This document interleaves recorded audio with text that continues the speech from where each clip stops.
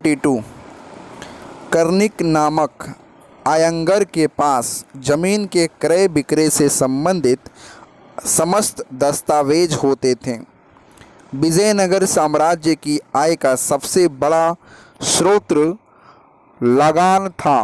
भू राजस्व की दर उपज का 1/6 भाग होता था।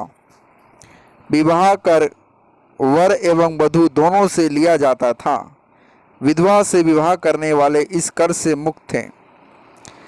उम्बली ग्राम में विशेष सेवा के बदले दी जाने वाली लगान मुक्त भूमि की भूधारण पद्धति थी। रक्त कोड़ंगे युद्ध में शौर्य का प्रदर्शन करने वाले मृत लोगों के परिवार को दी गई भूमि को कहा जाता था।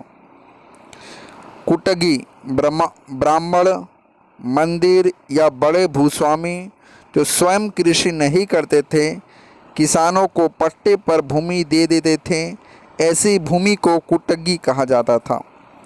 वे कृषक मजदूर जो भूमि के क्रय विक्रय के साथ ही हस्तांतरित हो जाते थे, कुदी कहलाते थे। विजयनगर का सैन्य विभाग कदाचार कहलाता था तथा इस विभाग का उच्च अधिकारी दंडनायक या सेनापति होता था। टकसाल विभाग को जोरी खाना कहा जाता था। चेंटियों की तरह व्यापार में निपुण दस्तकार वर्ग के लोगों को वीर पंजाल कहा जाता था। उत्तर भारत से दक्षिण भारत में आकर बसे लोगों को वड़वा कहा जाता था। विजयनगर में दास प्रथा प्रचलित थी। मनुष्य के क्रय विक्रय को बैरवक कहा जाता था।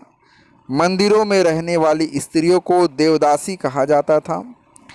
इनको आजीविका के लिए भूमि या नियमित वेतन दिया जाता था। विजयनगर की मुद्रा पेगोड़ा तथा बहमनी राज्य की मुद्रा हून थी।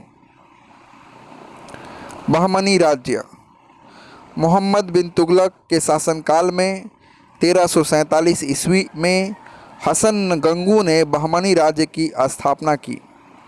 वह अलाउद्दीन हसन वहमन शाह के नाम से सिंहासन पर बैठा। इसने अपनी राजधानी गुलबर्गा को बनाया। इसकी राजभाषा मराठी थी। इसने अपने साम्राज्य को 4 प्रांतों में गुलबर्गा, दौलताबाद, बरार एवं ग्वादेर में बांटा। इसकी मृत्यु 11 फरवरी 1358 ईस्वी को हो गई। अलाउद्दीन हसन के बाद उसका पुत्र मोहम्मद शाह प्रथम सुल्तान बना। इसके काल में ही सबसे पहले बारूद का प्रयोग हुआ बुक्का के विरुद्ध।